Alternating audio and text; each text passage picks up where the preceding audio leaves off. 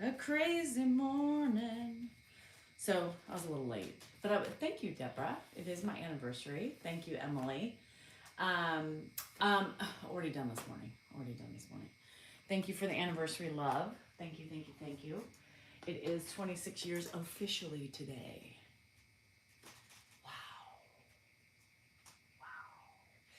Wow. Bad weather for you. It's hot here. So this is, I love this brand. It's Spiritual Gangster. Hi, Big T. Thank you so much.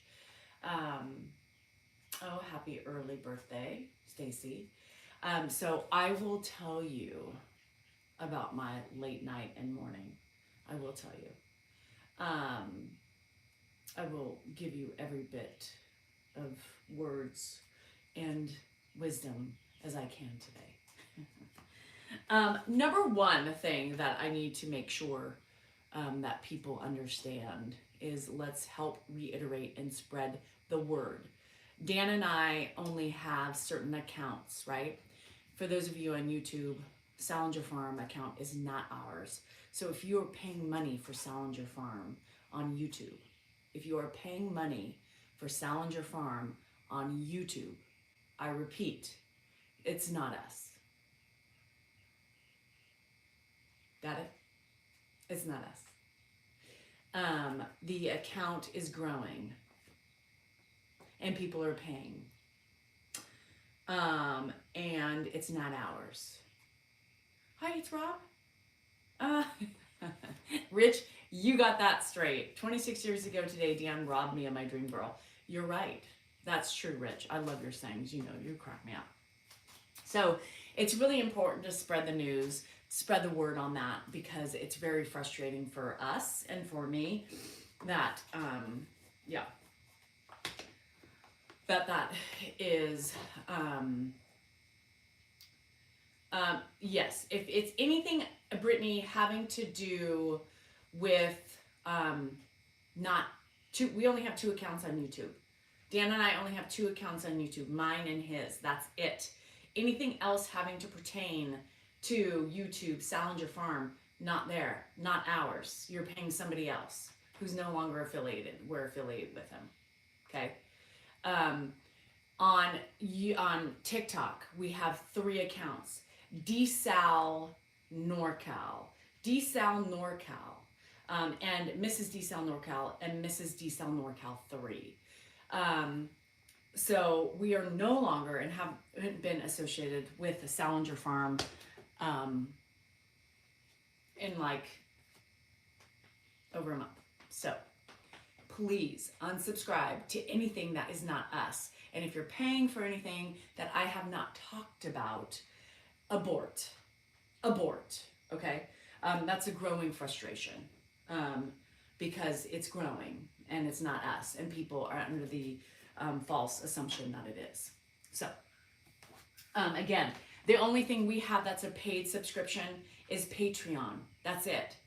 Patreon. It's paid subscription.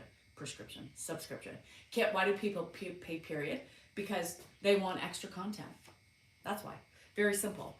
People have subscriptions. People do things for extra content. It's a lot of work, Kit. And that's one thing you have to understand is that this may seem like an easy thing for people, but it's a lot of work. People invest a lot of time in it. People produce a lot. People actually make additional content for all the different things because people want to see it.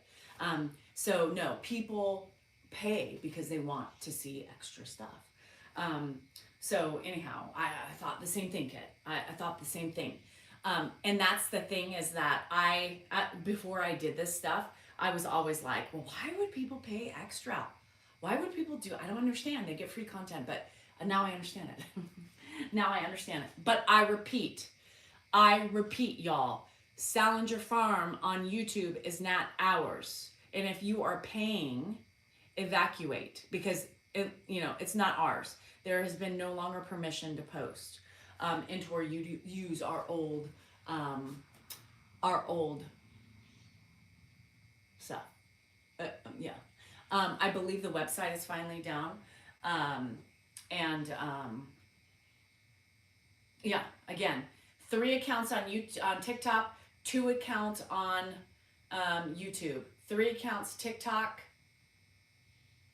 2 accounts YouTube, and Patreon. Completely different. That's us. Bethany, it's really tricky. It's a tricky beast, unfortunately. So that's the main thing. I got a little sick to my stomach today. So we just want to abort. And until we inform you of any other changes that are happening. Oh, good. How was cupping? Not yet. Rob, we've tried. Rob, we've tried. YouTube has done nothing yet. So, it is no, Jordan, but you know, when you're dealing with social media, it's a tricky slope, right? So I'm going to investigate a little bit more today and try to do something about that because it's just sick. People are sick. Good morning, Sheila. How are you? Hi from Sweden. What are we doing? Goodman, Michael. What are we doing for our anniversary? We have Ed today. So, you know, it's not like we can go and frolic around. I mean, we're going to start hanging out. Oh, or blackjack. Big T, you're tempting. That's why I told. Yeah, it was all verbal, James. We were stupid. But we have Jarvis, Mrs. D Cell NorCal 3 is on TikTok. And I was going to say I'm on it, but shit. I think that we're too trusting. And that's what, unfortunately, it was our fault, right? We entered something that, you know, we thought was just, you know, innocent and fun, and it just ended up being a nightmare in the end. But we're fixing it, right? We're fixing it, and we're trying to grow and move on from it. And Salinger Farm is my thing, right? Like, I don't want to come up with another name. I want to keep my Salinger Farm. I've called my house like the Salinger Farm for years, you know? And it just pisses me off, you know, that I would have to move away from that just because people are just, you know, not right. But without spending too much time on that, we you know, we are working with somebody else now. Well, maybe. And this person, of course, things are different. It's more professional. We've learned our lesson. And, you know, there are great people out there, but there are also people out in the world that, you know, want to be, you know, you gain their trust, they gain your trust, whatever, and then it does backfire. So y'all always have to have a level of skepticism when anything comes into play, especially when money is involved, right? Or the potential of money. You know, it's sad, and it pains me to believe and to think that people, you know, do that. And I didn't think that it was going to happen to us. But it does. It happens. And so now we learned our lesson. Our fault. Shame on us for being idiots. And thinking that people are just kind and help. Most people do, but there's others that don't. So, yeah, so we're in the talks with new merch. Like I said, I can't control it all because I'm so busy as it is. So I have somebody that Dan has been talking to for over a month, and I have just recently started talking to him.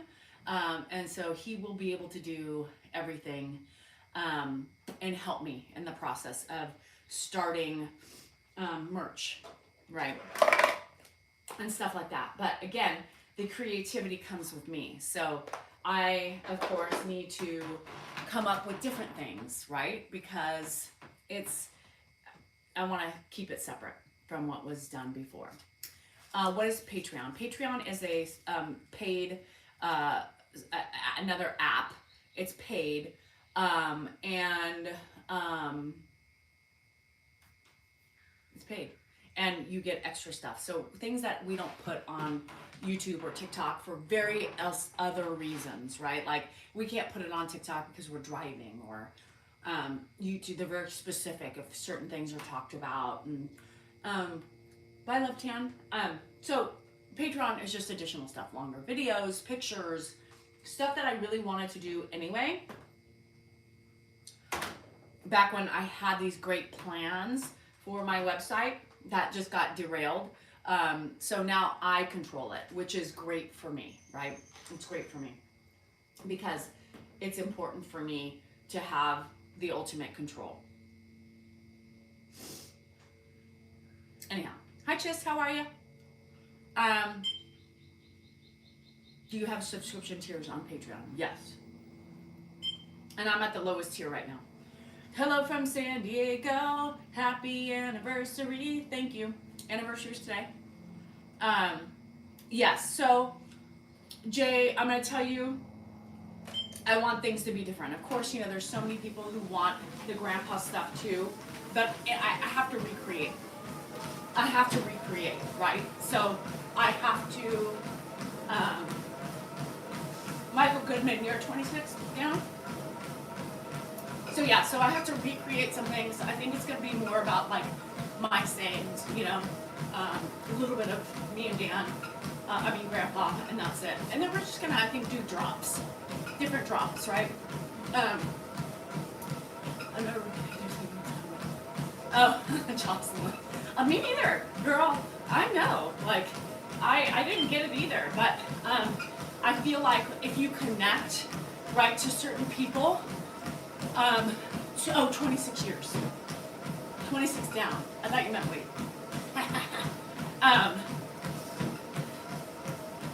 Yeah, I know, I have to. You know, here's the biggest thing. Dan has great ideas, and, you know, but it's like left for me to do, ultimately, because he doesn't have patience. But I'm drowning in everything I have to do. So having somebody, you know, we're taking a different stance, you know, somebody who, right, obviously has an interest because they're getting paid and whatever, contracts and different things. So, okay, Chris, love you, girl. Me too. Thanks for popping in. So anyhow, we're moving on up. We're moving forward. We'll be able to explain a little bit more and do what we got to do on the up and up. And hopefully, being taken advantage of won't happen again. But you just never know, right? You just never know. Right? The first time, not the second time, and now too old to move on. Dan seems to have a lot of patience with his dad. Look. You guys, we post things, right? We choose to post things. You don't see all of our faults. You don't see all of Ed's faults. You have as much patience as you can muster in a given day. Remember that. One person doesn't have more patience than the other. You gotta be realistic about those things. Imagine yourself in any given day and how you relate to your surroundings and other people. And imagine those times that you lose patience, right? So it's not possible to be perfect all day. It's not. You do the best you can. And hi, Dr. B. And that's the problem is people, you know, oh, Dan seems to have more patience than you do. Not really. But people, hi, Brett. But people like to assume because I'm the non-blood related. Hi, Purse. What's up, bruh? That, you know, I'm looked at as the mean one. Most often, I have more patience than Dan. And vice versa sometimes, right? So just be fair to people. Thank you, Lizzie. I did the other day, be fair to people, you know. I think oftentimes people don't give others a fair chance in this realm of caregiving in general. Be fair. Be fair. We have our struggles, you know. we have our frustrations. Love it, purse. And we're not always perfect. And I don't think we have to be, right? I don't think we have to be. Oh, thank you, Megan. I don't think we have to be perfect. I think we just have to do the best we can. And in that process, I think it's enough. It's enough. Are we the best parents we can be? No. Are we the best spouses? Siblings? No. Right? But there's a certain allocation that's made to individuals in every facet of their families. And it's not always extended to the people who are the in-laws or, everything else. So just be, just be fair. That's it. Thank you for all the love. Debbie, have a great day. Thank you, Purse. Miss you. Thank you, Brittany. The best is good enough, right? We learn as we parent. We learn as we go through life with our spouses. We learn, right? And I'm sure all of us would go back and change shit we did in the past, but we can't. But we learn from those things. And that's what I think is important. As long as you can continue to evolve and continue to grow and flourish, that's what's important. Thank you, Gary. I try to be, right? Gary said, I'm real and speak the truth. Thanks, Natasha. Hang in there. Hi, Tammy. I'm trying to be true to myself. And that was my biggest thing from starting social media, was being true to you and myself, right? In order to be true to myself, I have to be true to everybody else. So that's the importance for me. Hi, Purse. Be safe. Galt tomorrow. Well, you're not flying to Galt. You're flying to Sacramento. Anyway, so crazy night. Crazy night. Number one of my baby nuggets has been sick. Poor thing. She's been tested for COVID, strep. Everything is been negative, but she still has this god-awful fever. So her mom called me last night, and, her eyes are really swollen. So the other day, the doctor said she's got ear infections, and she's got a weeping eye. And so they started treating her for that, and just said, let me know, right, if her fever goes down. So last night, her mom calls me, trying not to panic, and saying, I'm worried she might have Kawasaki's disease, which is, eventually a virus that affects your motor skills, all your muscles and shit like that. But you have to catch it within, 10 days, and then they can heal. And it's got certain symptoms like bright red lips, bright red tongue, rash, high fever. She hasn't had a rash. But I said, just take her in, As a mom, when we figure things out, we stress out, you're not going to sleep well, right? Thinking that that's on their mind. So they went through four things. Went to the emergency room, didn't get home until after 4:30 a.m. They're pooped, right? Pooped. Rightfully so. So, blood tests, everything else. Everything's elevated, but nothing like substantially worrisome, right? So maybe she just has this like mega virus, right? But scary, scary when your babies are sick. And you're not getting better. So meanwhile, in the morning, when she's stressing out, the oldest nugget, Wesley, was doing his chores before. I'm like, Rocky, you can't even write this shit. So she's like, not only that, this was before she thought she had like Kawasaki's. She just like went back to bed for a couple more hours because she was exhausted. Dylan's been sick, the baby. He's had croup again. So she just hasn't been sleeping well. And then Lainey's been sick the last 6 days, for the mothers. So then she's just drifting off to sleep. Josh was still home. And Wesley starts screaming, I've been bit! I've been bit, right? So they live up in the hills. So she's like, I have never ran out of the house so quickly because they have rattlesnakes, right? So she's freaking out. She runs out there. Come to find out, it was a wolf spider. And if you know anything about the wolf spiders, we got them everywhere here. They're big. Some of them get big like, yeah. Some of them get big. They're like tarantulas. So apparently he got bit on the pinky toe. Swells up, really big, painful, and then it subsides, right? Then it subsides. Crazy, right? So, find no other adverse effects. His pinky toe is totally like black and blue. Fuck. I mean, her life is like insane. Yeah, a spider. No, it's just like a spider bite we get sometimes. Just a different type. Not poisonous. That's the reactive, meaning, you know, she was worried about. Thanks, Lisa.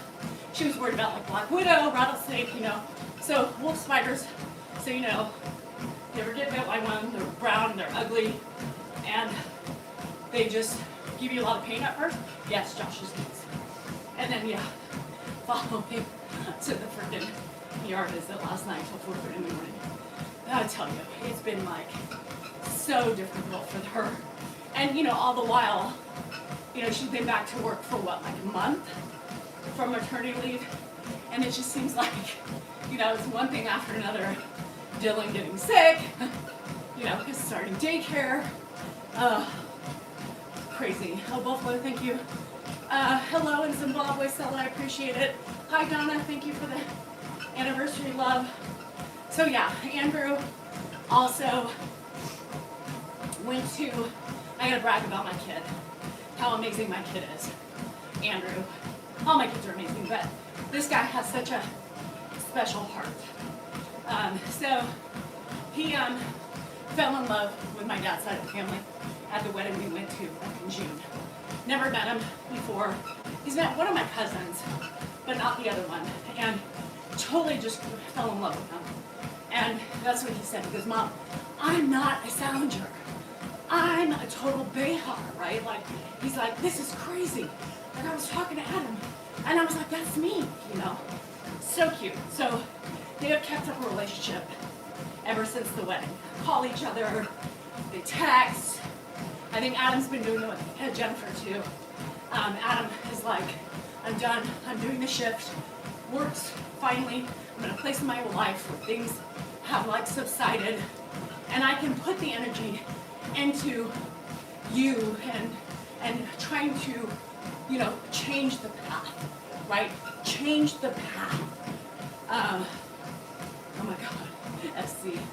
And so he's putting in the effort, and I don't even care about me at this point, but the energy that he's taking to invest in my kids and wanting to repair the loneliness from that side of the family is amazing.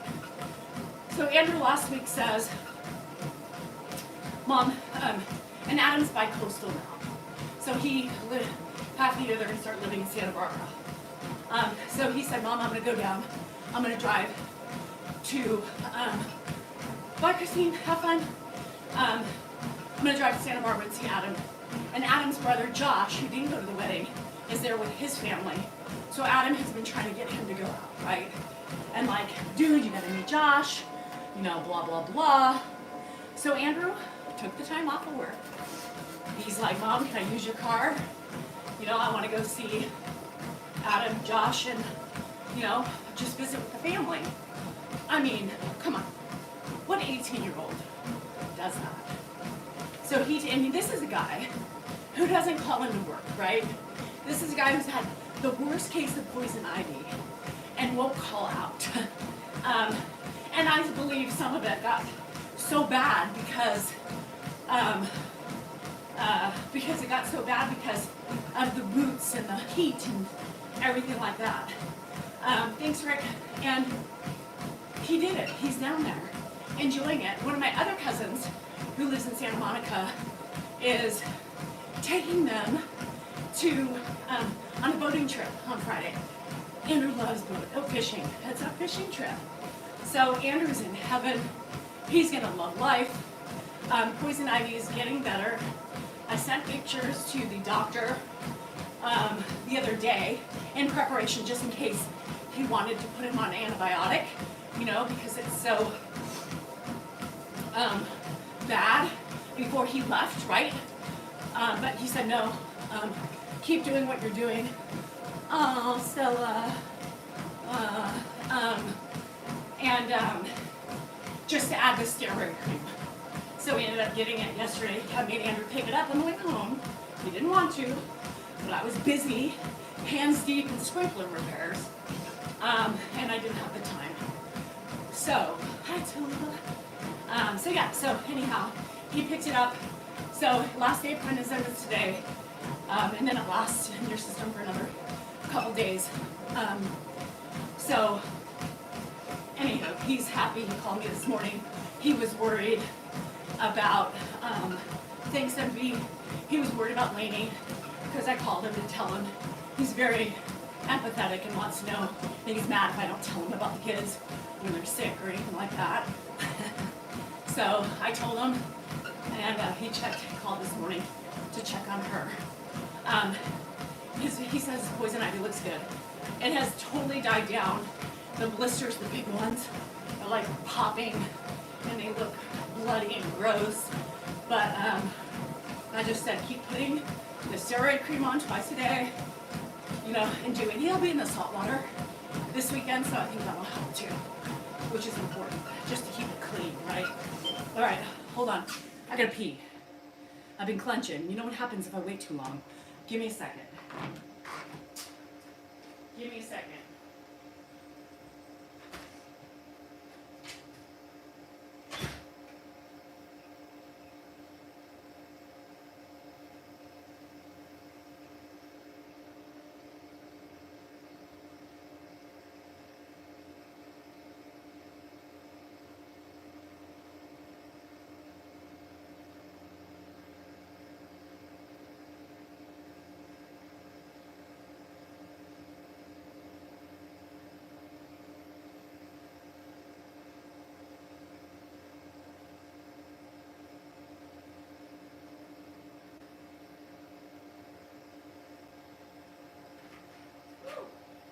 Starting to get hot, y'all.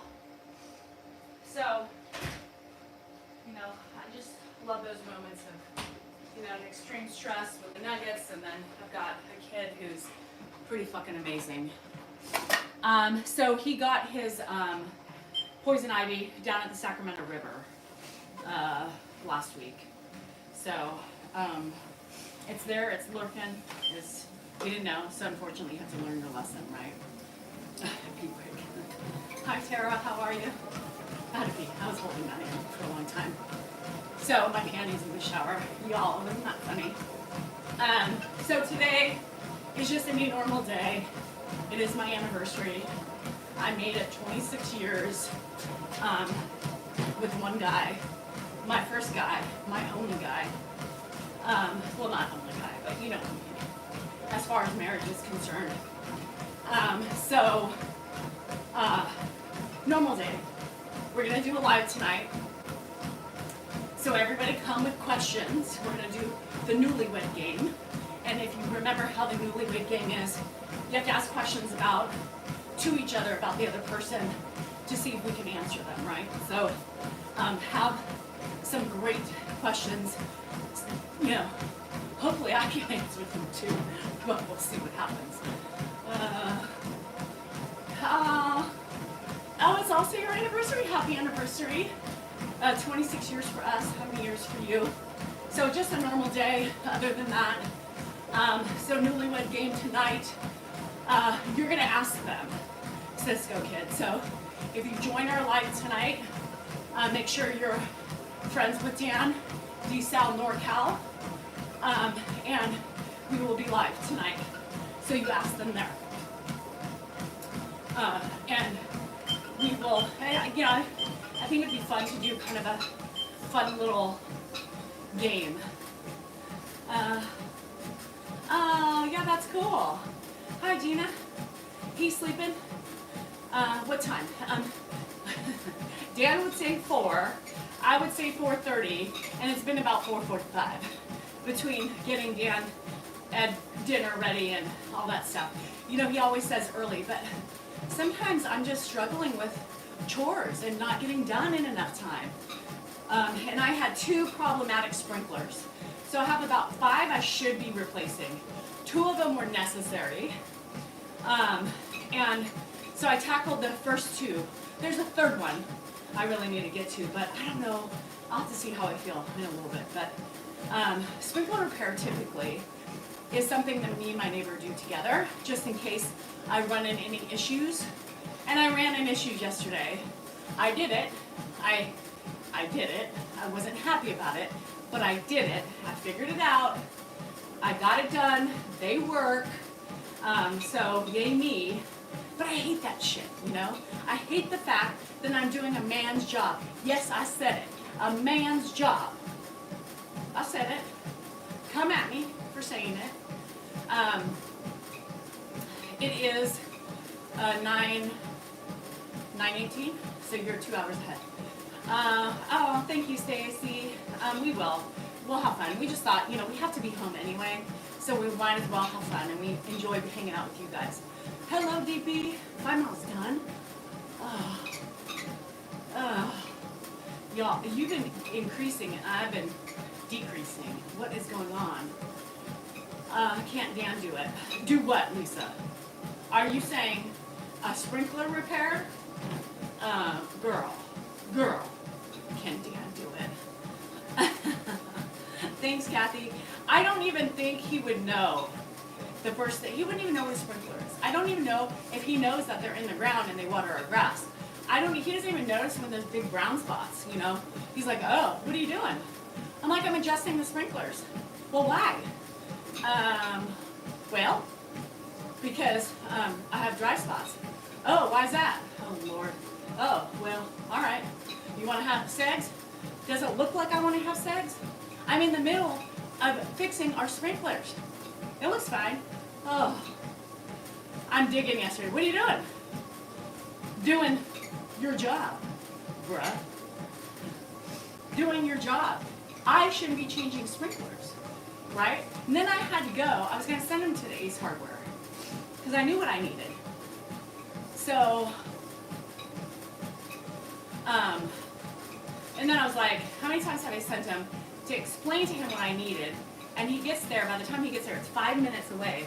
He's already forgotten and has no idea, and he's frustrated. So, I had to do it. So I was like, fuck it, I'm gonna go. I was sopping wet. Yeah, I always say, you're right. But, you know, here's the thing.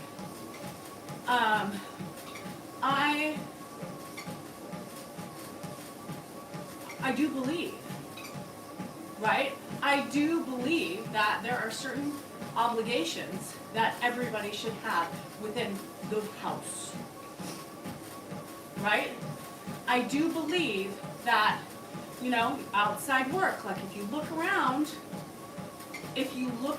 the neighborhood, who's doing the work outside? Who's fixing the sprinklers? It's not me. It's not women. The women are out there pruning, right? The women are out there, you know, just gardening, planting flowers. They're not doing the grunt work. Who cleans the gutters? Me. Me. So I'm not only doing my own stereotypical work, I'm also doing the stereotypical work of the husband. It's a lot, you know? It's a lot. A lot of people are like, oh, you always complain. I'm not complaining. Do I think he should participate? 135%. Because one person, I'm getting older. It's hard to keep up. It's hard to keep up the job of both man and woman. Do I have downtime? No. Because by the time I get in bed, I have Mr. Salinger saying, oh, well, it's time. It's time for some loving. What? Huh? You guys, when I say I go nonstop, I go nonstop. And, you know, a lot of it Dan will say, well, it's stuff you like to do. No! I don't like cleaning the gutters. I don't like changing sprinklers. I don't like doing half of the shit that I'm doing. But I have to do it because we don't have enough money, right, to pay for all the help I need. Yeah. I mean, and that's nice, DB. Dan had a heart attack, but that doesn't make him disabled, right? It doesn't make him disabled. I don't know why that's an excuse. But my husband has a Porsche, 20-year-old Porsche. He's 20 years old. What does that mean? So what? He has a 20-year-old Porsche. We bought it 20 years ago. Ooh, yeah. Yes, and it's stuff that has to be done. But shouldn't the work be shared? I believe so. Yeah, vice girl. Shit. Every day I wake up and it's like, fuck. Here we go again. Same old day. Just a different hour. And a different date on the calendar. Life is hard, you know. It's easy to get ourselves down. I got really upset this morning over a couple things. And, you know, also saying things like, you know, but I am doing things, you know, I have to keep things in perspective.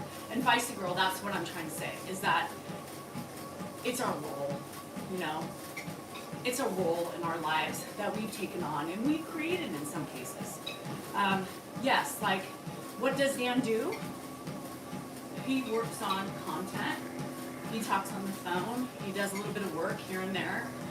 But no, he doesn't help me around the house, right? And it's tiring because I'm only getting older and more tired. A battery out there, lawnmower. Woohoo! You know, it's hard. It's hard. I can only keep up with so much every day. And I put a lot of pressure on myself, right? Because I like things a certain way. None of us, Tim, are getting out alive. Lord have mercy. However, you know, I believe that every household, if you have a significant other, should have partnership, right? Partnership. Partnership in helping, doing the chores that are necessary to maintain a house, right? Oh, he knows what I do. I mean, you know, he knows what I do. We can't sell the house yet. Or we would have probably when it was at the peak of the market. And we would have made a shit ton of money. But we're not in a position to sell yet. We've got Grandpa. We have kids still in and out of the house. So we can't. So LBC will soup. It's a full-time job, Alicia, and I'm going to tell you something. My life seems to be, thanks Les, my life seems to be more chaotic now. Like, I thought my life was chaotic when the kids were in sports and I was driving every which way. But God, I feel like, is it because I'm older? Hi, Jackson's mom. Is it because I'm older that I feel like life is so chaotic? And my kids are old. But gosh darn it, they still require me to, you know, micromanage in some sort of ways, right? And me trying to maintain my house and building a new business and, you know, and taking care of Grandpa and Dan and the kids and worrying about the nuggets and, you know, the house. We live on 2 acres. That's a lot.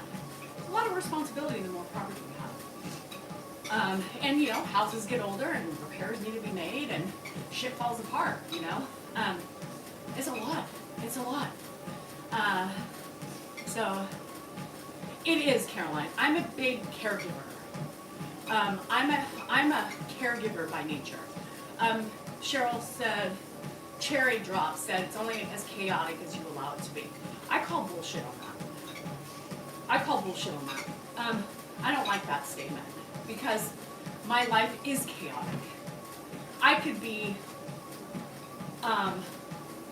I could be a, non-participant in it and say, fuck it, I don't care, but I don't. My life is chaos. I've got a lot of people in and out of my life. I've got a business. I've got, needy kids. I got needy husband. I got needy grandpa. I got a lot. And I've got a house that requires work. How is that chaos? That's life. It's life. And I'm a huge participant in it. Because if I wasn't a huge participant in it, what the fuck do you think would happen? I'm just asking you. So it's all or nothing. Yeah, that's me too, TV. It's like, what do? You have to do it. Somebody's got to do it. But could you imagine if I didn't do it, Dan's not doing it, who's going to do it? Who? So you got to do it, unfortunately. And it would be, right? I mean, as much as I bitch about it, how boring would life be if we didn't have these things to work on, right? How boring would life be if we didn't have the ups and downs with it? It just keeps us on our toes. But it doesn't mean we're not exhausted, right?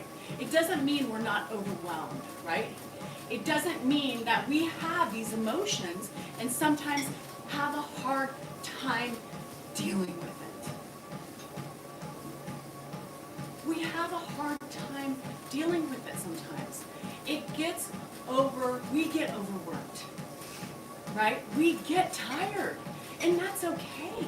It's not a bad thing. It's just life. It's just how well we get through it, right? How well we get through it and maintain a certain level of sanity while we do it. Exactly. I think the roles were set a long time ago. And being that I felt that I was a stay-at-home mom, like my mom wasn't a stay-at-home mom. She had to work her ass off because she was a single mom. I felt like, I didn't know any different. So I said, well, I must take care of everything because I'm home. Dan's making the money. But that's not accurate. I don't believe in that mentality. Because it takes two to have a relationship. It takes two to manage your children. It takes two to manage the house. It takes two to make big decisions. And it takes two to keep it together. Now, I had an expectation, right? I had an expectation based on my childhood experiences that I knew what I wanted. I knew how I expected things to be based on my life with a single mother. It didn't work out that way, right? It didn't work out that way. Dan too. I mean, Dan was a product of divorce.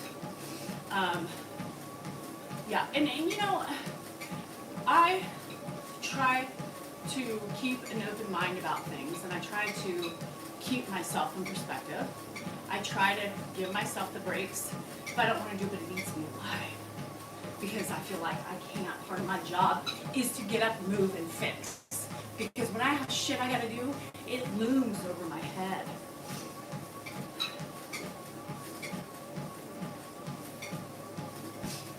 Barbara, I don't necessarily agree with that either. And I don't have to, right? We all have our opinions. Barbara said Dan can work outside of the home and be successful because he has some at home taking care of all. I mean, yes, right? He's relied on me to keep it together, and I have, right? But at the same time, like, I think dads, fathers, husbands have so much to also give back to their family and not let work be, well, I'm participating, that's how I pay back my family, and I think that's a cop-out. I think that's like in the 1950s, oh, hi, Tammy, 1950s mentality, like leave it to Beaver. And I think so many people say that, well, Dan worked and supported his family. Okay.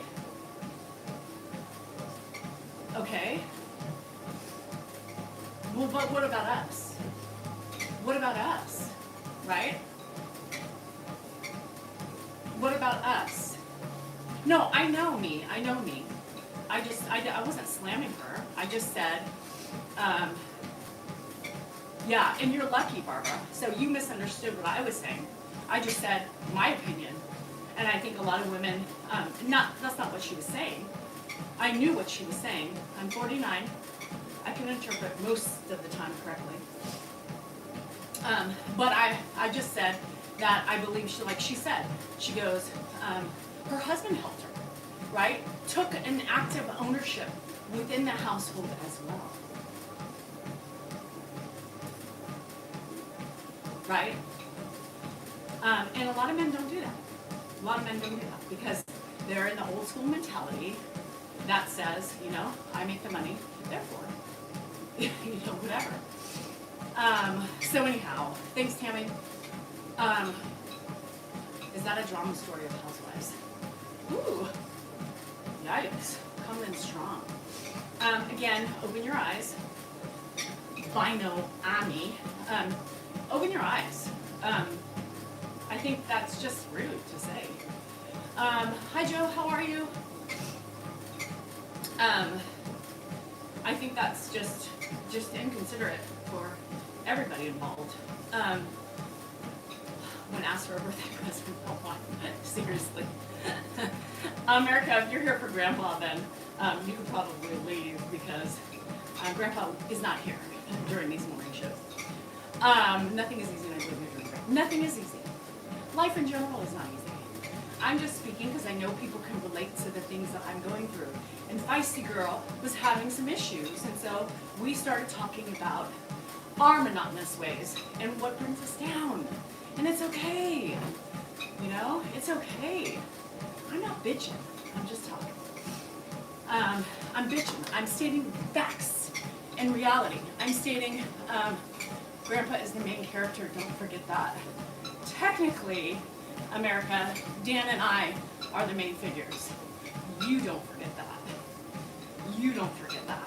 Because without us, you wouldn't see Grandpa. So think about that one. So anyhow. So Barbara, I hope you didn't think I was attacking you for that. I was just, you know, a lot of people have said that in the sense that, well, he works, he makes the money. And does that, you know, does that give him, you know, the right to not do anything else? No. Tim Z, adios, amigos.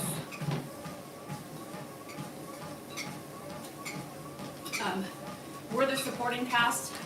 No. Wrong again, America. We are not the supporting cast. Once again, if it wasn't for us and our journey, you wouldn't know Grandpa. So I think we're the main characters.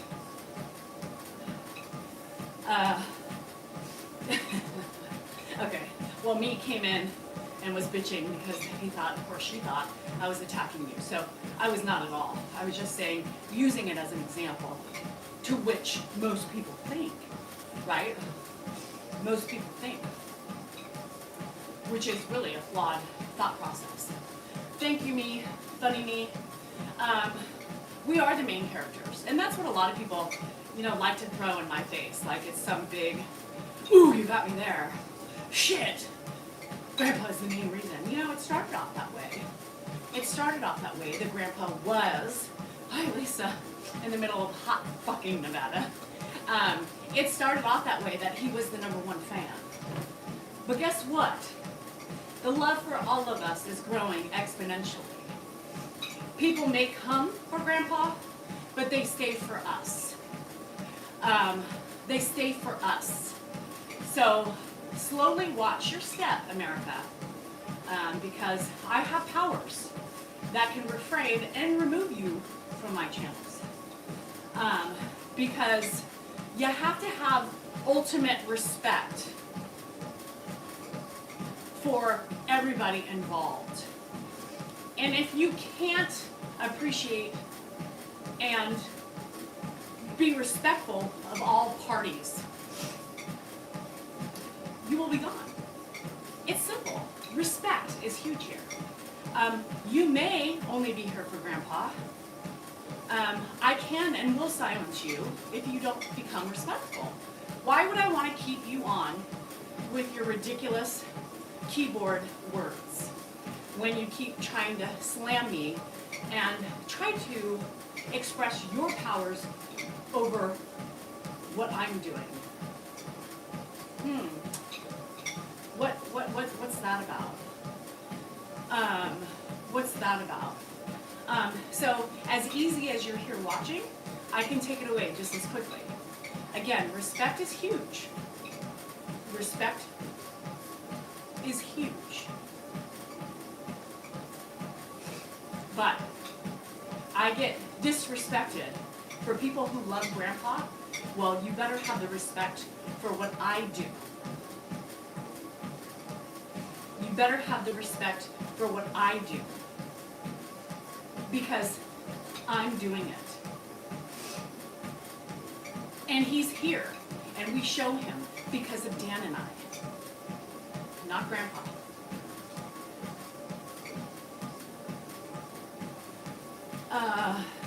Thanks, Joe. Yes, I believe so, Fred. I believe we are. There's an elephant in the room. Damn straight.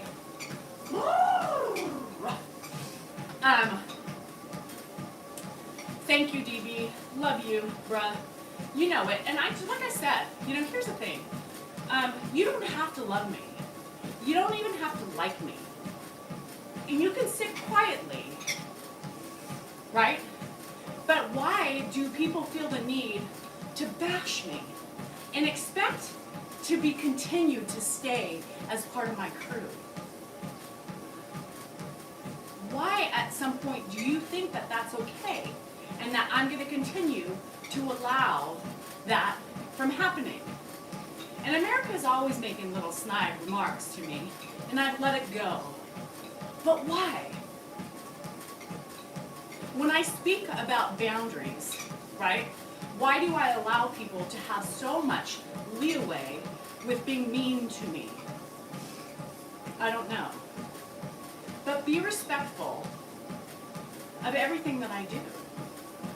Be respectful for the care that Grandpa gets. And if you don't like me as a person, respect what I do for my family. And I believe that. Ed boy, I believe that. If you can't respect me, then how are you why would I keep you around? Because I'm the fucking glue to this family. Do you think Dan can do what I do? Do you think Dan can take care of Grandpa if it wasn't for me? America, adios. Too much. He's gone. Or she. Gone. Done. I've given you a lot of days in here to try to get your respect back.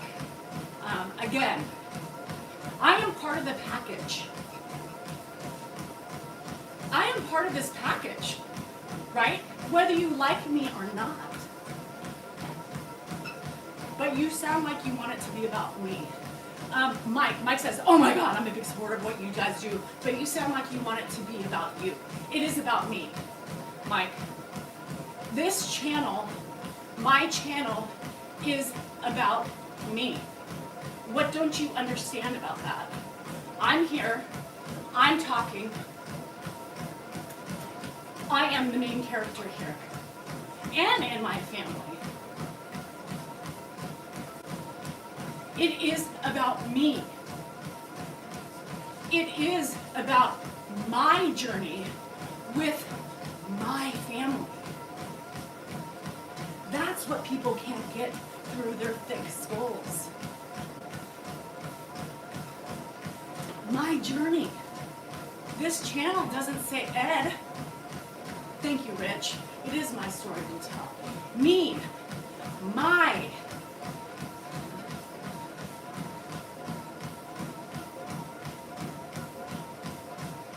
It's not that hard. Jump on the train or don't, but get the fuck off. I said that. Me, I said that. So anywho, again, it's about me, y'all. My channel. Anyhow, so Always. Gotta always be that way. And then what happens is when I block them, then they send Dan, it's all about you sound selfish, okay? And I'm here, and if you had a story to tell, and you were on your own channel, guess what? It would be about you. But you're sharing my time with me about my shit. You don't like it, it's very easy to leave. It is about me. And what I do for my family.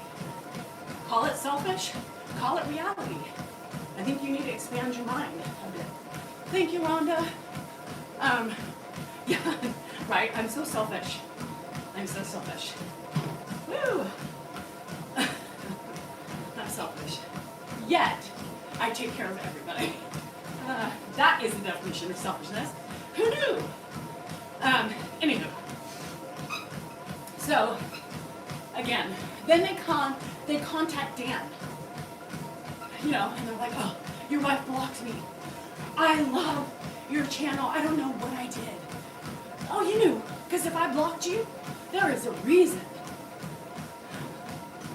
There's a reason. And then Dan's like, unblock so-and-so. No, I'm not. I know what they said. They're done. They've had their chances. You want to tolerate it on your page? Go right ahead. But ooh, look at that scene. Typical Elk Grove garbage. Yikes.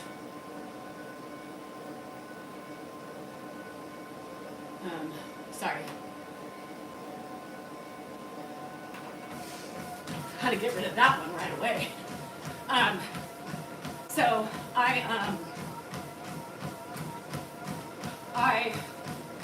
yeah, I mean, there's certain things I don't tolerate right away, but some things I let go, thinking, maybe they're trying to be funny, but then that's what happens. Anyhow, they're coming in hot. They always come in hot, Emily Jones. Come on, girl. You know that. I don't get it, SR, but it happens. You're here almost every day. Happy anniversary to me. Thank you so much. They're hatery.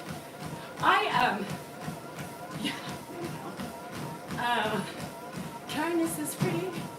No, and Dan tries, right? Like, Tammy, come on, everybody knows. Dan has a lot more tolerance than I have. But the blatant disrespect, we need trolls, right? We need trolls. We need trolls. Trolls boost your viewership. Trolls do the things you need them to do, right? But there's a difference, right? Complete and utter disgusting amounts of hatreds that comes out of their mouth is not okay for me, right? Oh, thanks, Lindsay. I won't, but it's fine.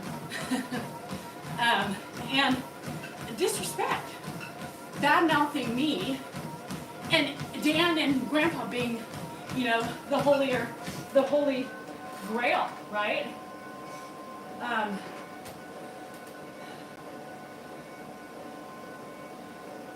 I don't like your wife. She needs to leave. What? Do you know how many letters, how many things I get? Thinking that they comment on my page thinking it's Dan's page. Dan, you need to watch your wife. Dan, why do you have your wife involved? What? Dan, stick to the videos of you and Grandpa. We don't want to see her. Who the hell are these people?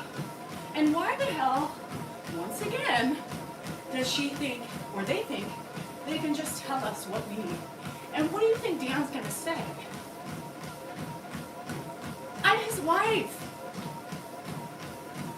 I'm his wife. What the fuck? Y'all, do you think he's going to side with you? I'm his wife. The comments I read, I am just in fits of laughter. Right. If it wasn't for me, guys, this wouldn't be happening.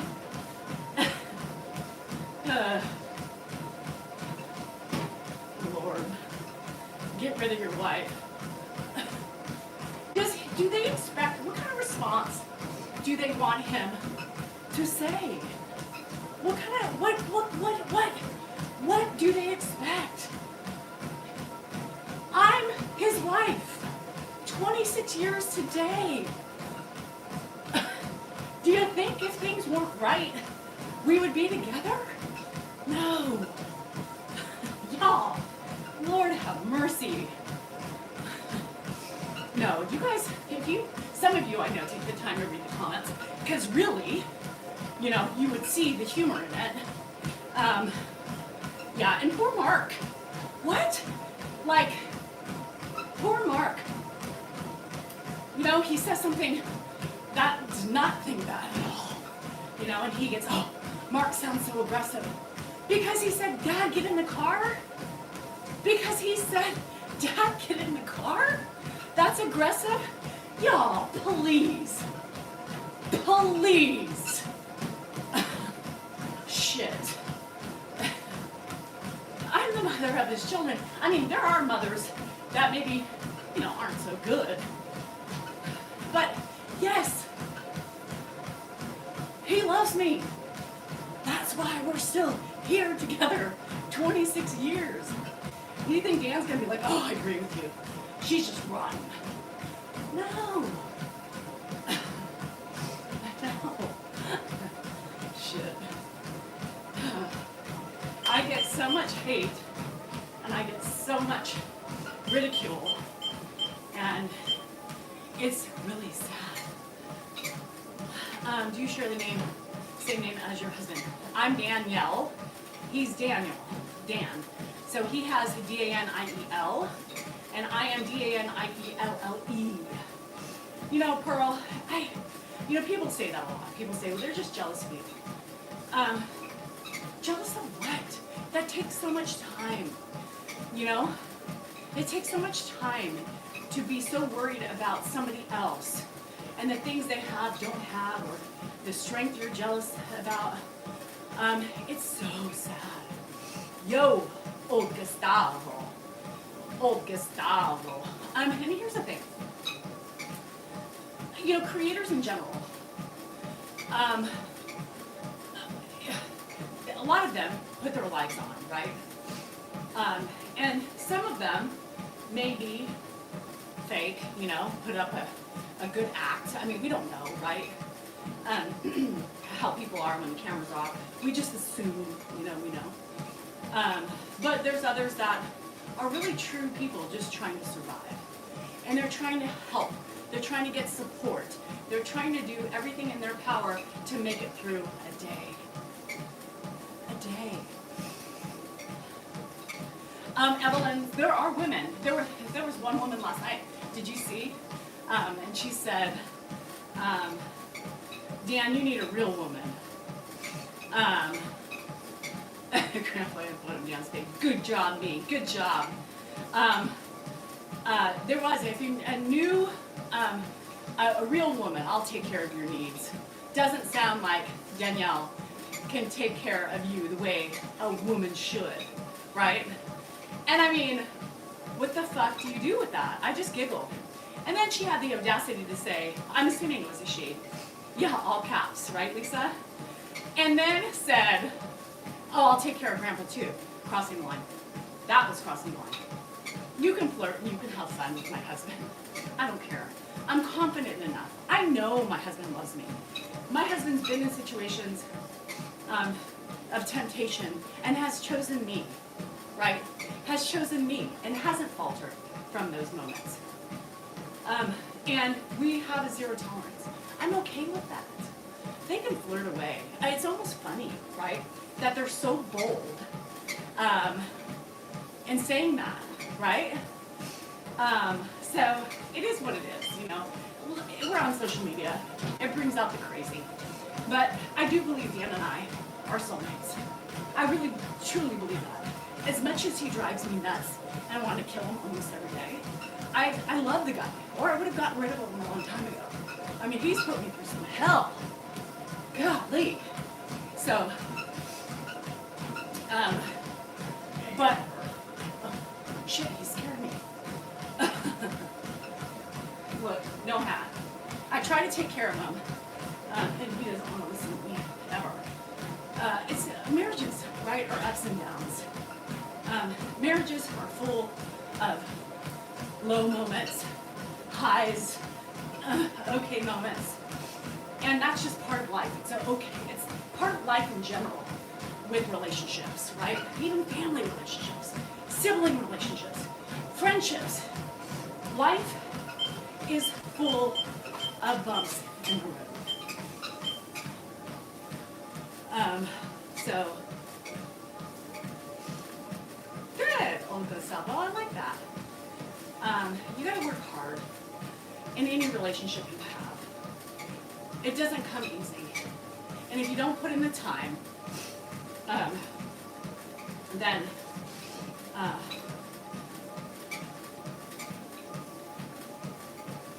Georgia girl. No one is jealous of you, but your whining is extreme. Love watching Dan and Grandpa. Well, Georgie girl, why are you here then?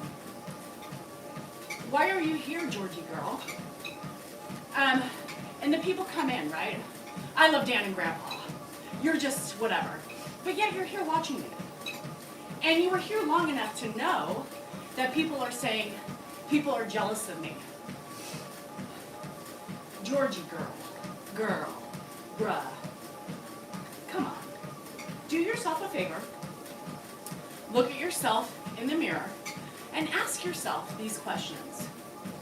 Why would I go on other people's page and be mean to them? Why would I be negative? Am I happy? Do I love myself? And guaranteed, if you're telling yourself and answering the truth to yourself, I guarantee you're not happy with yourself. I guarantee you're a miserable person. Because bullies and people who are unhappy with themselves are those people that pick on the strong because they want to bring them down in their journey, in their path, in their swamp waters. Simple. Think about that. Be honest to yourself, because I think you aren't honest with yourself, and that's why you bully others. Bullies are weak people. Bullies are miserable people. Bullies are unhappy people. And bullies get their satisfaction by picking on others because it makes them feel better. Disgusting. Kind of sad. Because you know what I gain in life? I grow from helping others. I grow from being kind to others. I grow from my misfortunes. I grow from my unhappiness. And I'll tell you something, I would never, ever tell somebody that they're horrible, call them a name, or tell them what they're doing wrong in their life. You know why? Because strong people and kind people don't do that. Strong people and kind people support. They empower. They love.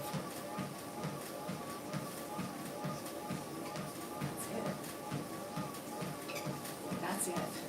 Where are you now, Georgie girl? Where are you now? Hopefully you're looking in the mirror and asking yourself those questions. But you know what? You are worthy. You are important and you matter. But you gotta believe in yourself. And you gotta find the kindness in your heart in order to evolve and become a happier person. Because you wanna be stuck in a rut? I can tell you, I don't wanna be stuck in the same place, in the same path of life that I was in.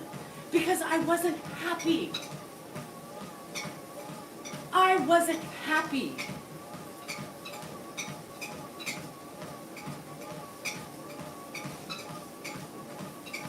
What point of life? What's the point of life if you are stuck and not doing things to improve yourself and your journey on this earth? What's the point?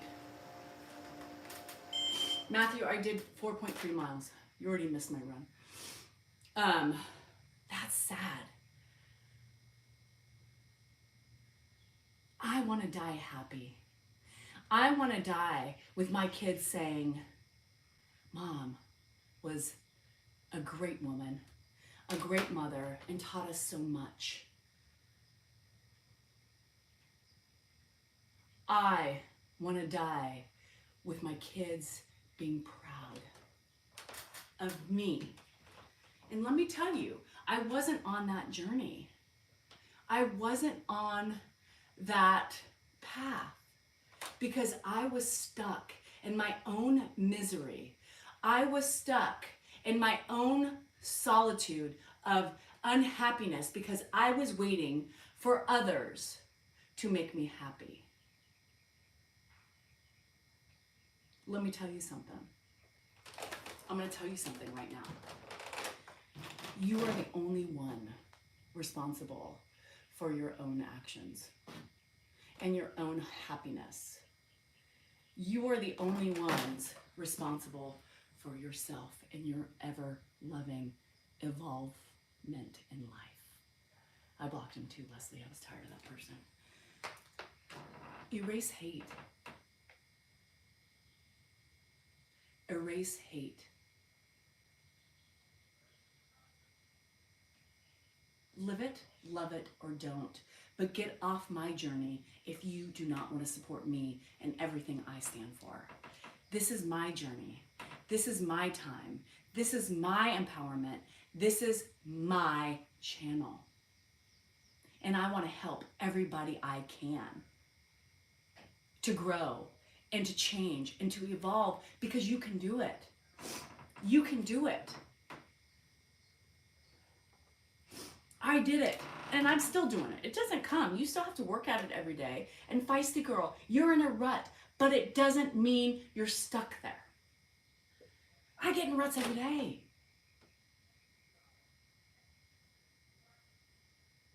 I get stuck in those almost every day. And I have to talk myself out of it. I give myself a minute sometimes when I'm really stuck.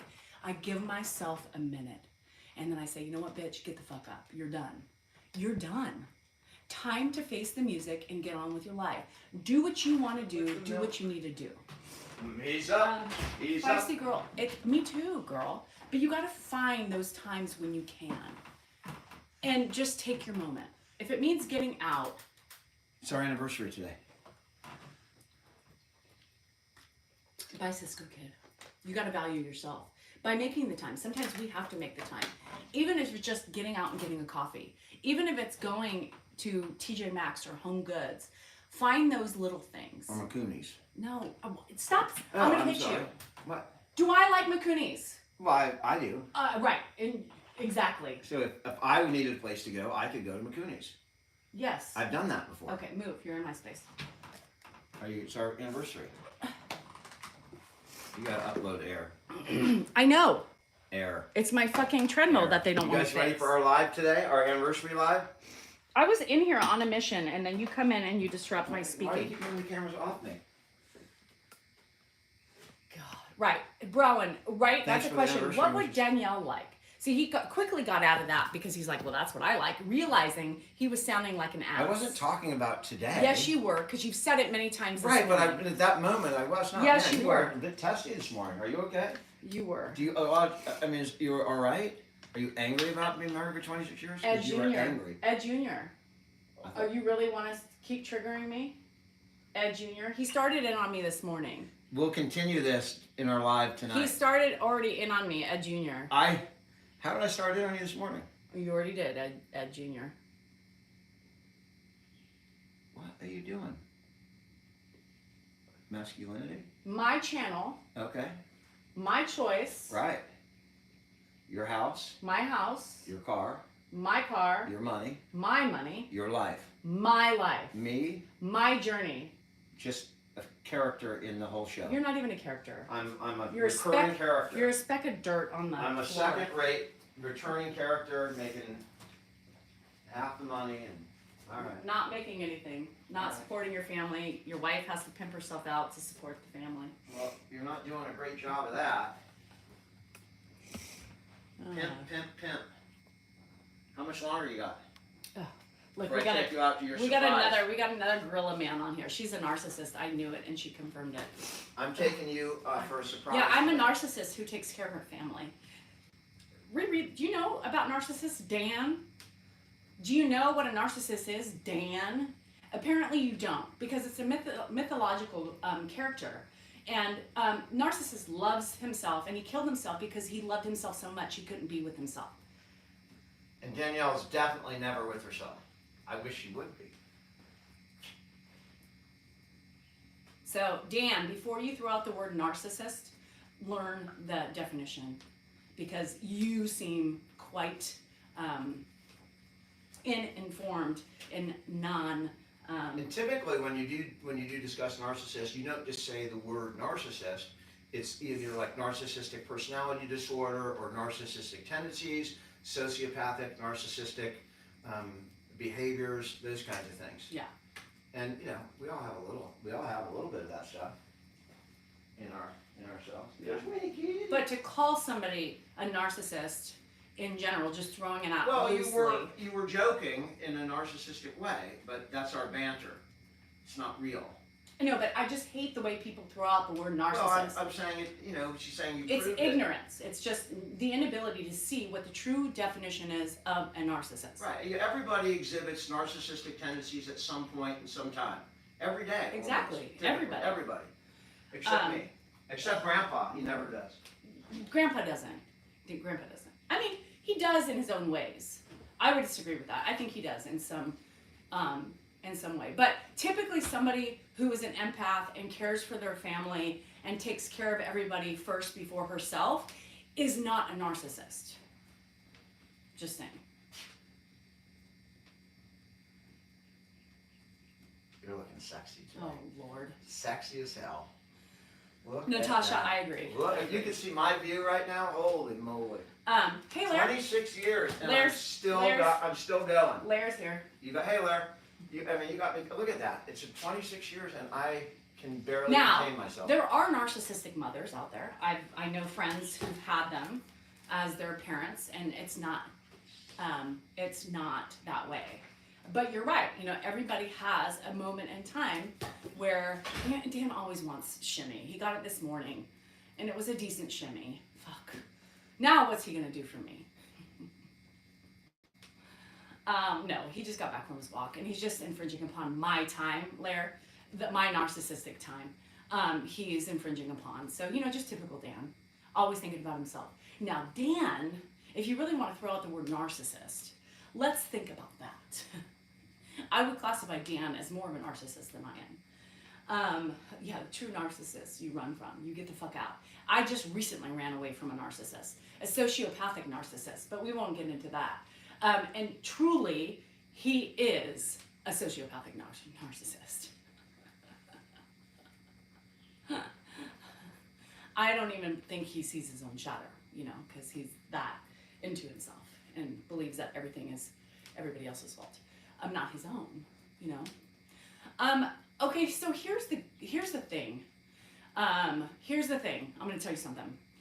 Dan likes to portray me in a non-sexual life, right? Yes, I am typically not the most sexual person, right? But the man, on average, gets shimmy 5 days a week. On average, 5 days a week. You heard me, right? It may not be an hour long here and there. Mostly maybe, you know, quick, quick. But he's still all the touching and, you know, kitten caboodle because, yes, your ex is a sociopath. Great actors, right? And then they like to deflect and put it on you that you're the person who is the actor, right? Yeah, he is so. If anybody who feels sorry for Dan, average 5 days a week. So, who's a narcissist now?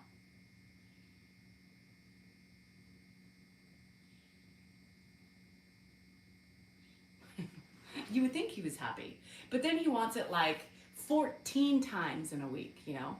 Averaging is like, you know, I'm half the time I'm just dead. You know, I'm just, you know, I'm not non-participation. I just, you know, I'm like a dead fish out of water. I like him too, Lair. So, you know, if you think about it, just don't believe everything Dan says.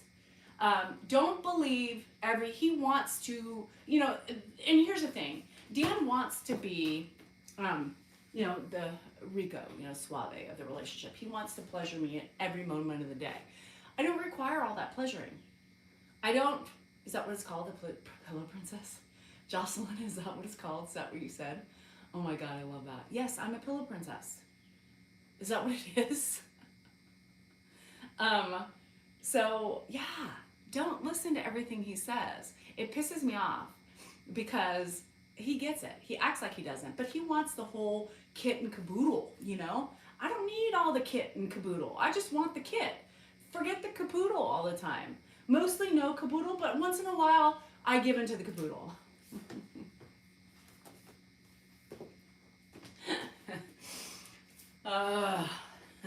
You gotta remember, Dan only has 2 beers.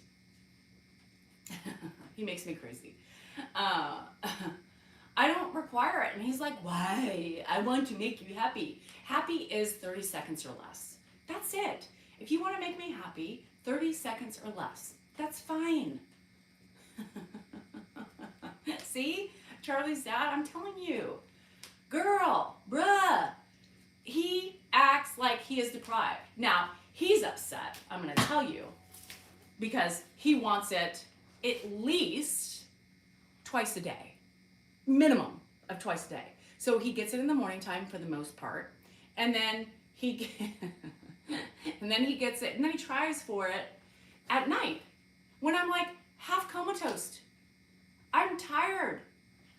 I fix sprinklers. I take care of the yard.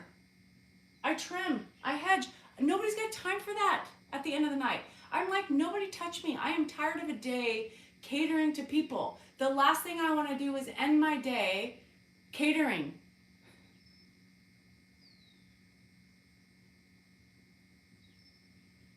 Catering.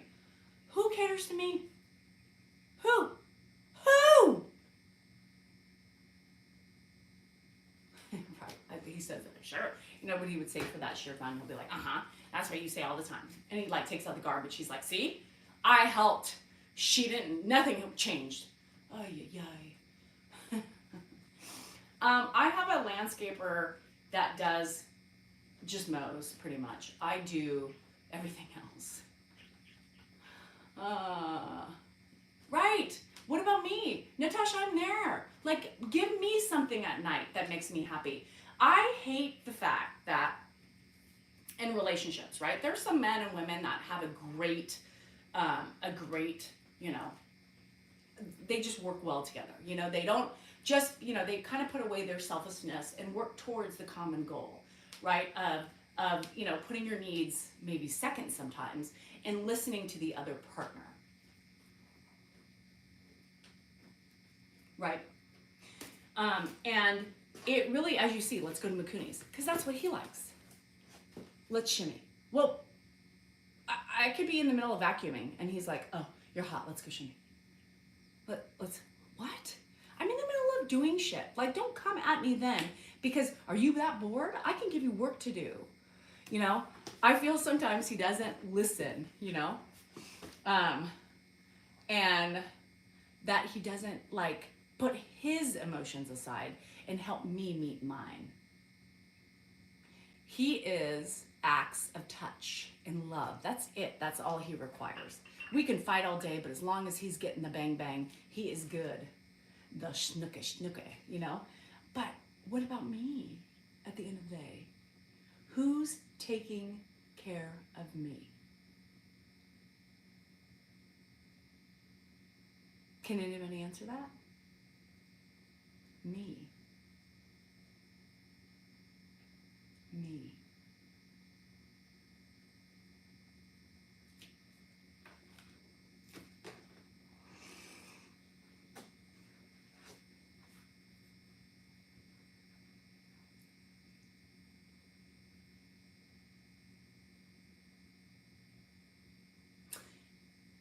And that's why, my friends, you can't wait for people to make you happy. You accept the roles you take in life. Doesn't mean we have to be happy about it all the time, but you accept the roles you have in life and come and accept those things that you can't change. I love my husband. He drives me nuts. There were times that I didn't think I could do it anymore with him. Honest to God, truth. And I won't get into all the specifics of it, but I kind of shared sometimes.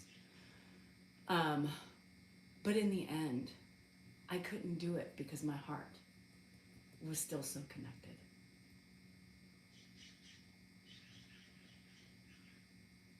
I love that guy with all of his faults, but boy, do they drive me nuts. And that's why I'm still here, because I love him, and I will love him till the day he dies. There's no easy relationship. Everybody's personalities are different. You've got to accept them for who they are. And sometimes it's hard to accept. I still run into those things like, why doesn't he help me? Why doesn't he do this? Why doesn't he do that? Oh my God, you see I'm running around with my head cut off. Why can't you say, what do you need me to do? But he's never done that. He's never been that type of guy. But I can still be frustrated with that.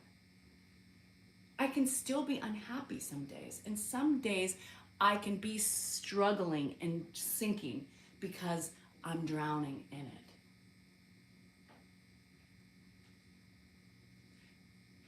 But I take my moment, take my deep breaths, and I tell myself,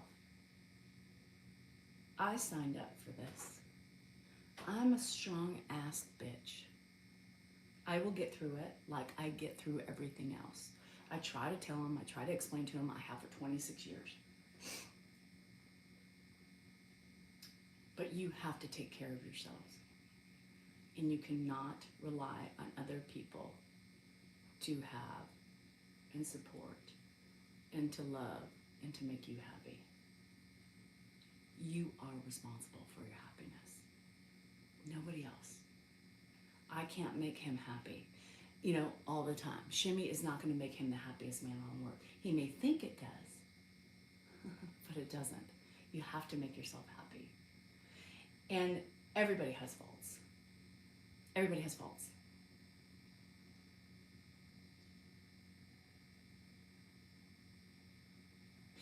Do I have these talks with my children? Yes. Do I appear to be that type of person who is not open? My children have grown up with me preaching the value of themselves and their person within their body. Their bodies. Happiness is for them only, and for them to make themselves happy. And once they become happy with themselves and accept themselves for who they are, the world's their oyster. I want to have strong ass bitches. It took me a long time to become a strong ass bitch. And if I could try to impart my knowledge on my kids at an earlier time, then yay me. But again, they have to learn their own path. Some of them struggle more than others in different areas and vice versa. But you know what? In the end, I want them to see me as a role model. And say, you know what? My mom did it. I deserve to be happy. She's an inspiration.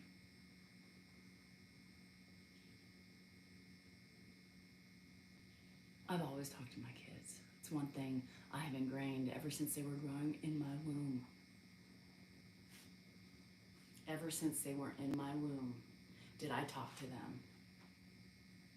And I tell them they have all the control in this world. The choice is theirs.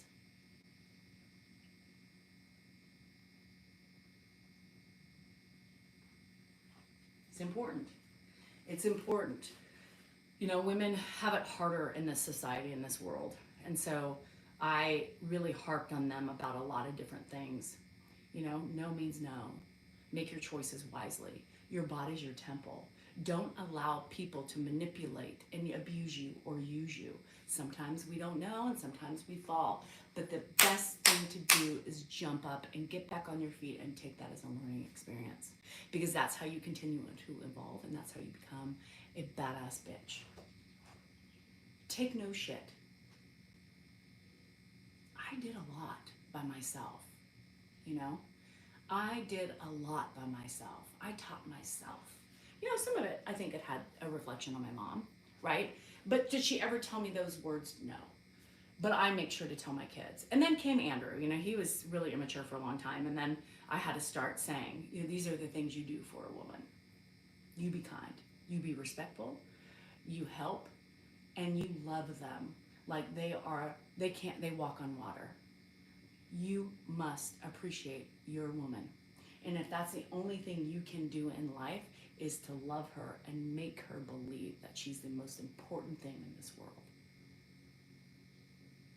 That's important. Sometimes men get raised without those reminders.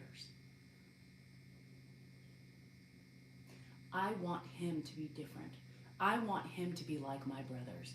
My brothers are fucking amazing lovers. They love their women. God, do they love their women. They respect them. And they treat them like they're the most important person on the planet. That's how I want my son to love.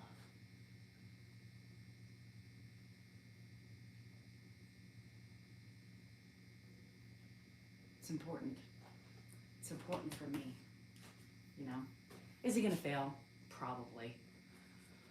Is he gonna piss me off? Probably. Do my girls piss me off? Probably. But they have to learn it themselves. But they did hear it from me, and they still hear it from me. I can't tell you what to do. I can only tell you how I feel and what my experience has told me. But you have to make that choice because you have to fail, you have to learn, and you have to grow, right? That's the only way we learn is by rejection, failure, you know, feeling inadequate, feeling sad, and learning how to fix us. And Lexapro. Well, I would like them to, before if they really needed medication, now I'm not taking that away from anybody, because I know sometimes people need it more than not, and you know, despite their age, but I would really like them to, you know, try to figure things out before they look to medication to help them, because I mean, I'm selfish in that way where I say, well, I did it for 48 years, you know. I just want you guys to be able to experience and to feel and to learn how to try to cope before you run to something without you knowing how to cope, you know, or learning how to fix yourself. You've got to, that's part of your life journey, you know, and at that point, and if you can't do it and it's really invading your day-to-day activity, then at that point, obviously. But if it's not breaking you down, you know, learn how to deal. You know, you can do it. Mind over matter. Do I think, who knows? Who knows? I mean, Jack, here's the thing. I just started Lexapro, right, within the last 6 months. It is what it is, you know. I'm hoping to be able to maintain on this low dosage. You know, I'm going to do it for a year, see what happens. I feel like I can do, you know, pretty well coping with my, you know, look at how many medications, you know, Big Pharma is here for a reason. But there are people who need things, you know, I'm not taking away, you know, the drugs, but you think about how many things people take for the diseases or, whatever their bodies aren't producing or, this and that. I mean, I think overall, could there be a, an effect of long-term medication use, whatever it is? Probably. But if it makes you better, it makes you feel and cope with life, guess what? Isn't it worth it? Isn't it worth it? Cassidy, my doctor did too. I have Kaiser. Me too, Danielle. I have Kaiser, and so same thing. They want to put you through the rigmarole of counseling and stuff. And once I just explained everything to him and what's happened in the last 3 years to me, it just compounded, He was like, he was like, oh yeah, all right. Here's what I think. And I kind of started back from my early years, with my panic attacks and, being able to cope with things myself and, just being inundated with the pandemic and my son and, everything else, grandpa and, kids and changes and, all that shit that, I think at that point he did, his eyes kind of opened and he said, all right, well, let's try Lexapro. Bye, Elaine. And because the anxiety, I think he understood at that point, it wasn't really depression for me. It was the anxiety. It was my heart rate. It was, that inability to be like, I can't get a breath. Like, I feel like I'm drowning, right? I can't, like, I have so much to do. And, now I may say I have so much to do, but I get it done. Or I just say, fuck it, I'm not doing it, You got to do what makes you happy. And if it gets you 5, 10, 20 milligrams of Lexapro every day, gets you up, gets you moving, and puts you within the societal standards, of living, functioning, do it. What's the harm? None. If it makes you functioning instead of, crippled, because with anxiety, we know it's crippling. It's crippling.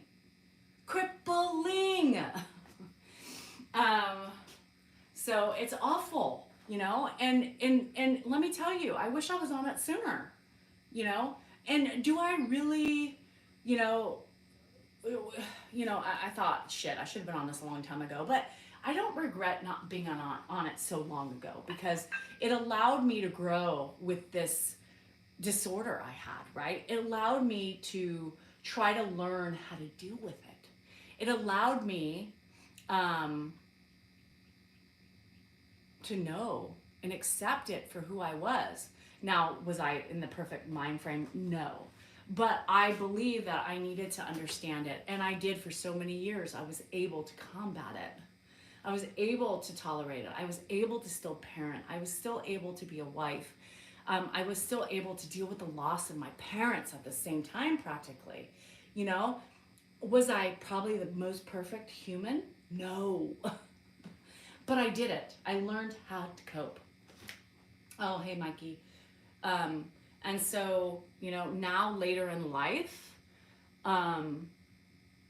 it became, with menopause, it was becoming crippling for me. Crippling. I was able to function before. Now it became crippling. Crippling. To where I was like, I can't do this. I can't. And I've never said that.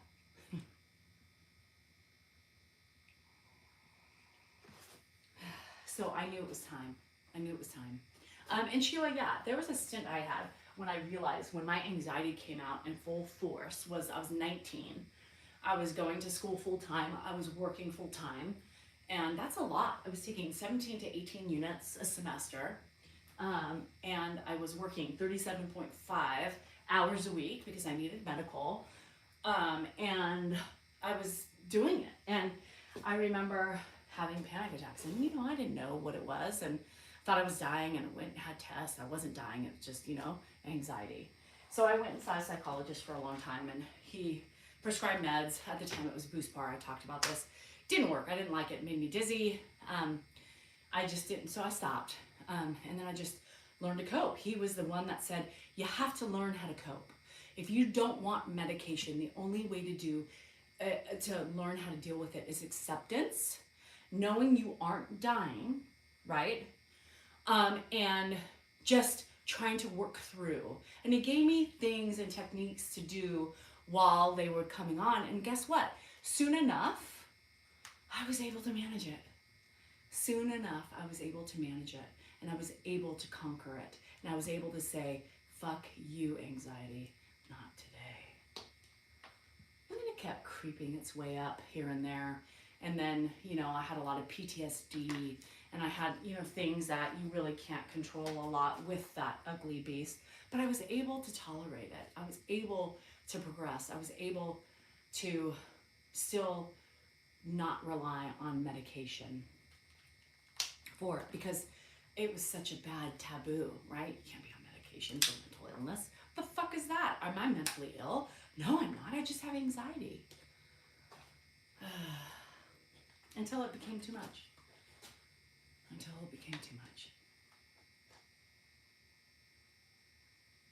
So I'm on 5 milligrams of Lexapro, and it's been amazing. What are the things, everybody's different. Not everything works for everybody. For me, it was cold air. When I felt it, your body gets a certain way. Your heart rate starts accelerating. You start panicking. Cold air, breathing, and talking to myself. Telling myself, nope, not going to happen. Get the fuck back. I'm going to win this one. This match is mine. That's it. Oh, thanks, Quigo.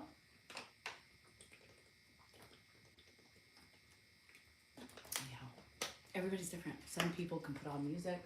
Some people can take a walk. Some people can just meditate. My brain doesn't shut off, so I can't meditate. You have to find what works.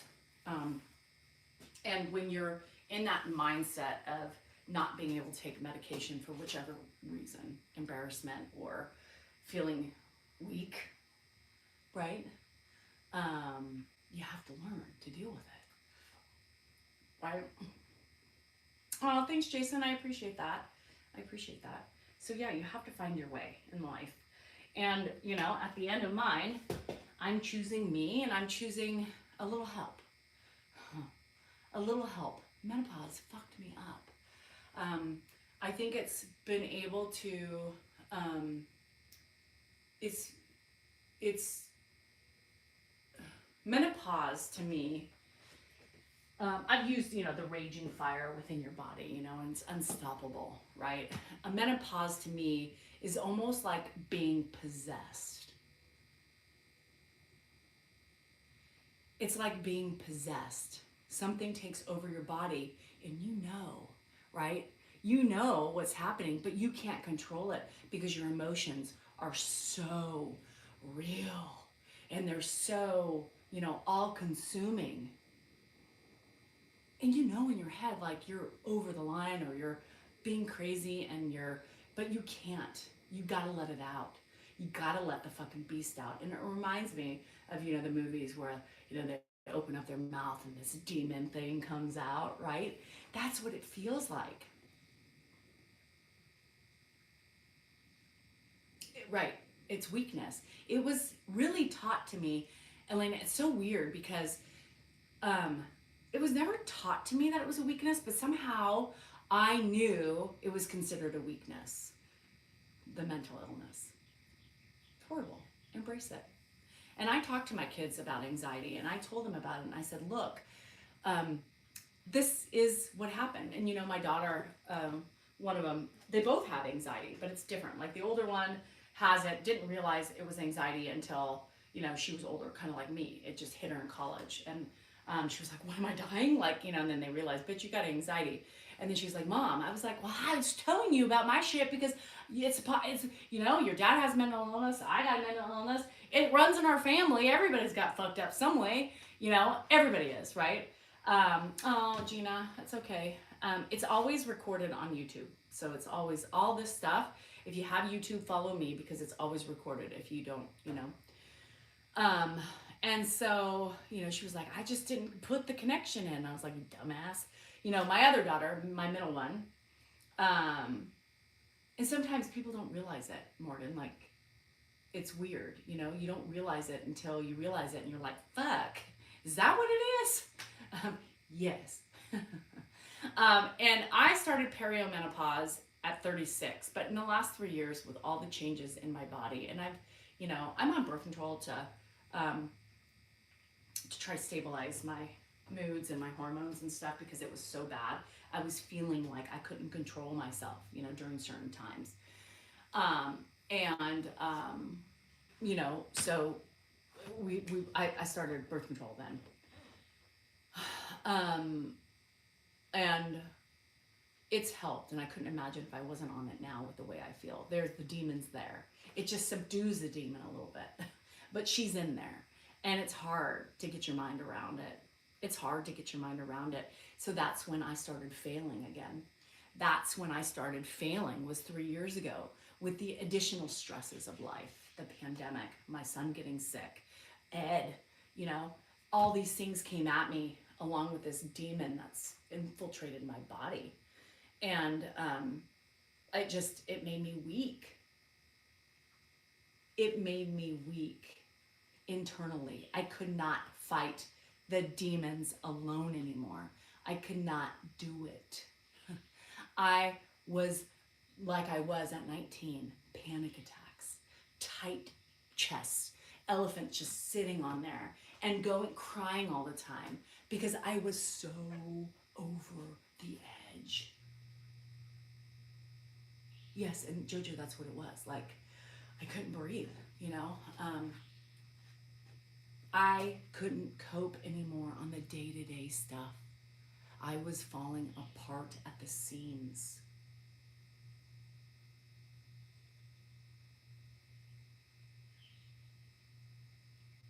And I had slowly become friends with a lot of people on TikTok, right? And they would talk, the Zoom friends about anxiety and the illness. And I started opening my mind to it and thinking, you know what?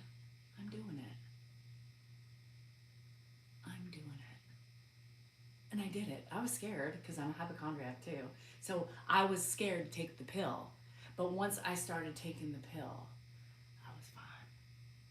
And I realized I wasn't going to die. I did it, and I feel so much better. It just blankets everything. Thanks, Rick. It just blankets everything for me to where it just keeps the fire, just a slow trickle instead of a burning flame. For me. Everybody's different. Everybody's different. And it's given me the time to be able to evolve and focus on the things that I need to focus on within myself and on my journey. And it's helped. It's helped a lot. So you need to be, I'm glad. So you need to take those moments and think about yourselves. Think about it. Talk about them. Ask questions if you are, on the fence or you've dealt with it or are having struggles dealing with it. It's okay to ask for help. It's okay to get help. It's okay.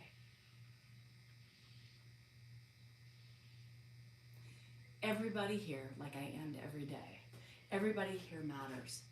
Everybody here is important, and everybody here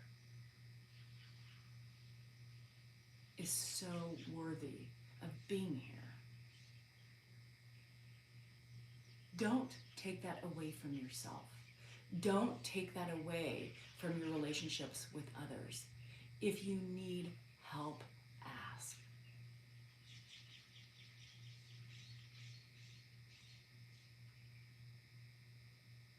But stop waiting for people to make you happy. Because you, my friends, are the only people that can make yourself happy. That is the most important thing to remember. You need to work on yourself. And if it means asking for help from your doctor, going to see counseling, a psychologist, whatever, do it. Life is too short. But y'all are important. Put yourselves first. Take care of you. Because if you can't take care of yourself, who are you going to be able to take care of? If you have kids, they need you. Your fur babies. Come on. Fur babies? I take Lexapro. It's mostly for anxiety. Yeah. And it's helped. So, y'all, most important thing of the day, you look at yourself in the mirror every day. I'm worthy, I'm important, and I matter. And fuck, God, I'm gorgeous. Exactly. If you can't take care of yourself, Lynn, you can't save the world. 100, I've been getting this pain in my elbow. 136.5%.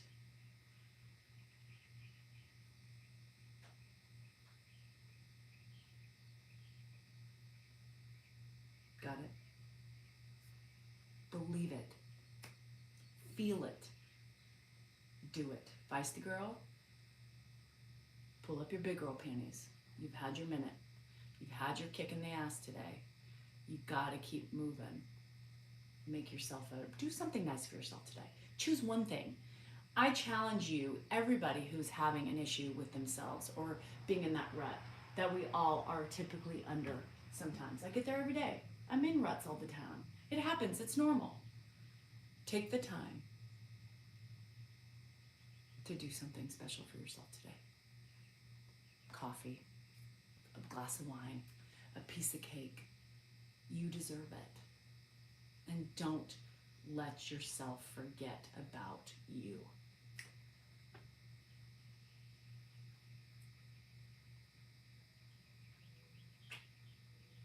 We will be here tonight.